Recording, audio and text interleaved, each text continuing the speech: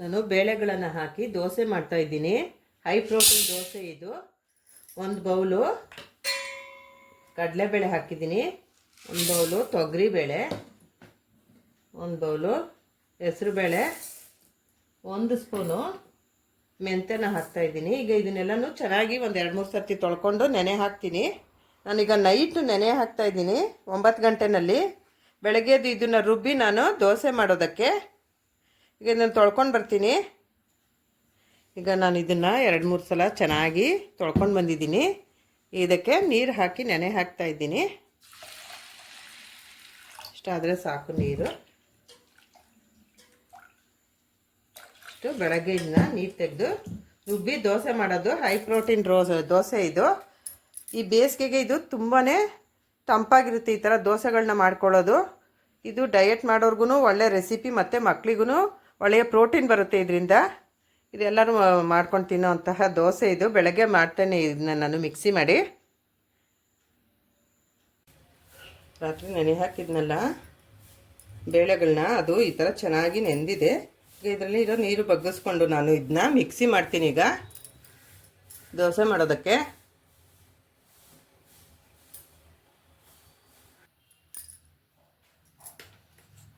Mixie ಜಾರ್ಗೆ ಹಾಕ್ಕೊಂಡಿದ್ದೀನಿ. ಈಗ ಅದಕ್ಕೆ 1 ಸ್ಪೂನ್ ಜೀರಿಗೆ, 1-2 ಮೆಣಸಿನ್ಕಾಯಿ, ಹಸಿಮೆಣಸಿನ್ಕಾಯಿ, ಖಾರಕ್ಕೆ ಒಂದು ಸ್ವಲ್ಪ ಶುಂಠಿ, ಒಂದು ಅರ್ಧ ಇಂಚು ಹಾಕ್ಕೊಂಡಿದ್ದೀನಿ. ಇದನ್ನೆಲ್ಲ ಮಿಕ್ಸಿ ಮಾಡ್ಕೊಳ್ತೀನಿ. ನಾನು ಮಿಕ್ಸಿ ಮಾಡ್ಕೊಂಡು ಬಂದಿದ್ದೀನಿ. ಇದನ್ನು ಈಗ ಪಾತ್ರೆಗೆ ಹಾಕ್ಕೊಳ್ತೀನಿ. ದೋಸೆಗೆ ರುಬ್ಬಿರೋದನ್ನು ಈ ಥರ ಇಷ್ಟು ನುಣ್ಣಗಾಗಬೇಕು. ಇಷ್ಟು ನುಣ್ಣಗಾದರೆ ಆಯಿತು. ಇನ್ನೊಂದು ಸ್ವಲ್ಪ ಇದೆ, ಅದನ್ನ ಮಿಕ್ಸಿ ಮಾಡ್ಕೊಳ್ತೀನಿ. ಇನ್ನೂ ಒಂದು ಸ್ವಲ್ಪ ಇತ್ತಲ್ಲ, ಅದನ್ನ ಇನ್ನೊಂದು ಸರ್ತಿ ಹಾಕ್ಕೊಂಡು ಬಂದಿದ್ದೀನಿ, ಮಿಕ್ಸಿ ಮಾಡ್ಕೊಂಡು ಬಂದಿದ್ದೀನಿ. ಎಲ್ಲ ಒಟ್ಟಿಗೆ ಸೇರಿಸ್ತಾ ಇದ್ದೀನಿ ಈಗ ಒಂದು ಪಾತ್ರೆಯಲ್ಲಿ. ಇದನ್ನೆಲ್ಲನೂ ಚೆನ್ನಾಗಿ ಕೈಯಿಂದ ಮಿಕ್ಸ್ ಮಾಡ್ಕೊತೀನಿ. ಈಗೆಲ್ಲ ಮಿಕ್ಸ್ ಮಾಡ್ಕೊಳ್ತೀನಿ. ನಮ್ಗೆ ಎಷ್ಟಕ್ಕೆ ಬೇಕೋ ಅಷ್ಟಕ್ಕೆ ನಾವು ಇದಕ್ಕೆ ಉಪ್ಪನ್ನು ಸೇರಿಸ್ಕೊಳ್ಬೇಕು.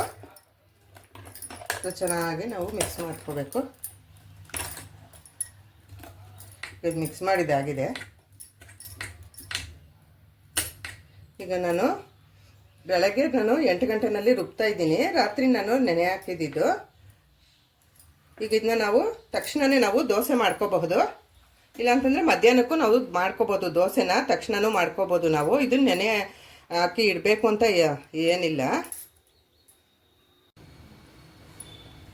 ಈಗ ಹಿಟ್ಟನ್ನು ನಾನು ಇದಕ್ಕೆ ಒಂದು ಸ್ವಲ್ಪ ಹಾಕಿ ಎತ್ತಿಟ್ಕೊಳ್ತೀನಿ. ನಾನು ಎಷ್ಟಕ್ಕೆ ಬೇಕೋ ಅಷ್ಟಕ್ಕೆ ನಾನು ಉಪ್ಪನ್ನು ಸೇರಿಸ್ಕೊತೀನಿ. ಇಷ್ಟನ್ನು ನಾನು ಎತ್ತಿಟ್ಕೊತೀನಿ. ಇದು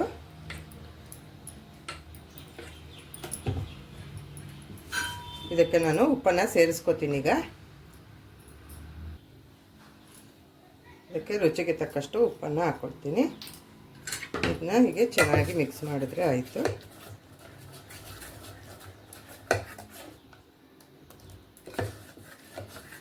ಬರೀ ಬೇಳೆಗಳಿಂದ ದೋಸೆ ಮಾಡೋದು ದೇಹಕ್ಕೆ ತುಂಬಾ ತಂಪು. ಈ ಬೇಸಿಗೆನಲ್ಲಿ ಈ ಥರ ಬೇಳೆ ದೋಸೆಗಳು ಮಾಡಿಕೊಂಡ್ರೆ ತುಂಬಾ ತಂಪು.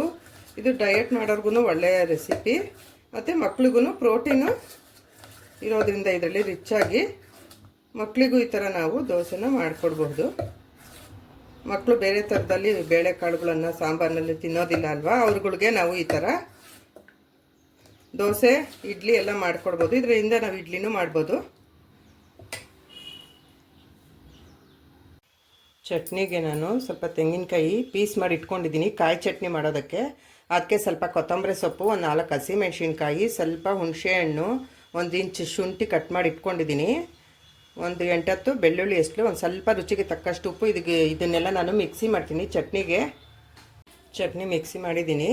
ಈಗ ಅದನ್ನ ಒಂದು ಬೌಲ್ಗೆ ಹಾಕ್ಕೊಳ್ತೀನಿ.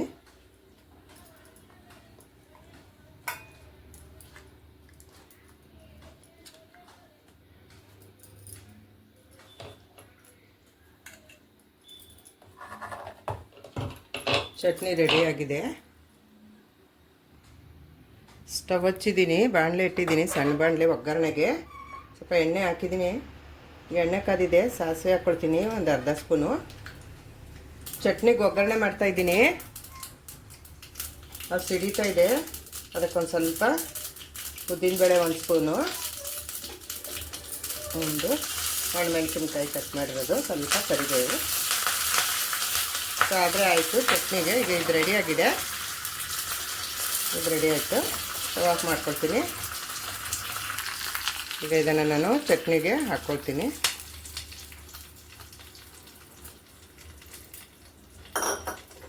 ಈಗ ಇದನ್ನು ನಾನು ಮಿಕ್ಸ್ ಮಾಡ್ತೀನಿ.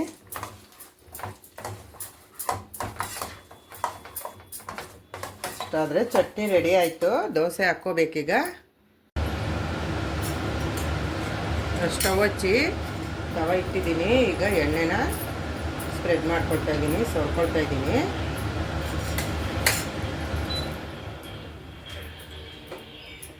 ದೋಸೆ ಹಾಕ್ಕೊಳ್ತೀನಿ.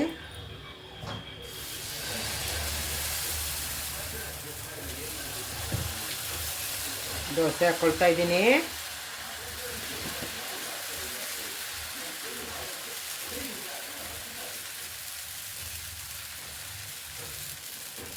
ನಿಧಾನಕ್ಕೆ ಸವರ್ಕೋಬೇಕು ನಾವು ಇಲ್ಲಿ ಹಿಟ್ಟನ್ನು.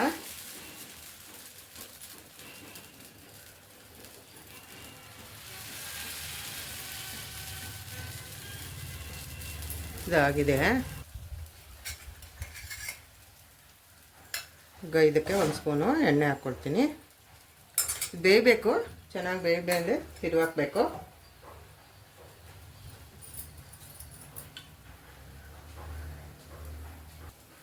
ಈಗ ದೋಸೆನ ತಿರುವಾಕ್ಕೊತೀನಿ.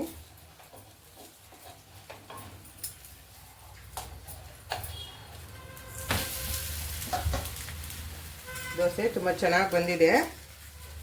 ಈ ಕಡೆ ಒಂದು ಅರ್ಧ ಸ್ಪೂನು ಎಣ್ಣೆ ಹಾಕ್ಕೊಳ್ತೀನಿ.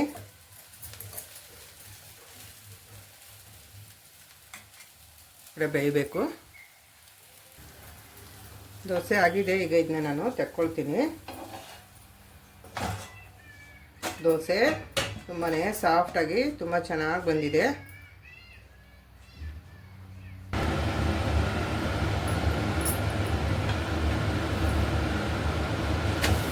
ದೋಸೆ ನೋಡಿ ಎಷ್ಟು ಚೆನ್ನಾಗಿ ಬರ್ತಾಯಿದೆ ಸಾಫ್ಟಾಗಿ.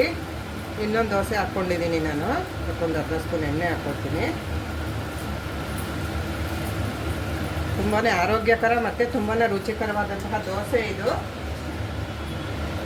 ಸಣ್ಣ ಮಕ್ಕಳಿಂದ ಹಿಡಿದು ದೊಡ್ಡವರವರೆಗೂ ಎಲ್ಲರಿಗೂ ತುಂಬಾ ಆರೋಗ್ಯಕರವಾದಂತಹ ದೋಸೆ.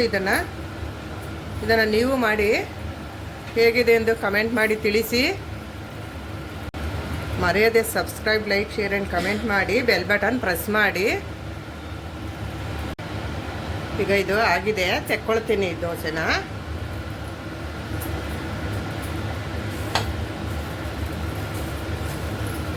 ಎಷ್ಟು ಚೆನ್ನಾಗಿ ಬಂದಿದೆ ದೋಸೆ. ದೋಸೆ ನೋಡಿ ಎಷ್ಟು ಚೆನ್ನಾಗಿ ಬಂದಿದೆ. ತುಂಬಾ ಸೂಪರಾಗಿ ಬಂದಿದೆ ದೋಸೆ. ಈ ಥರ ಬೇಳೆಗಳಿಂದ ದೋಸೆ ನೀವು ಮಾಡಿ ಹೇಗಿದೆ ಎಂದು ಕಮೆಂಟ್ ಮಾಡಿ ತಿಳಿಸಿ.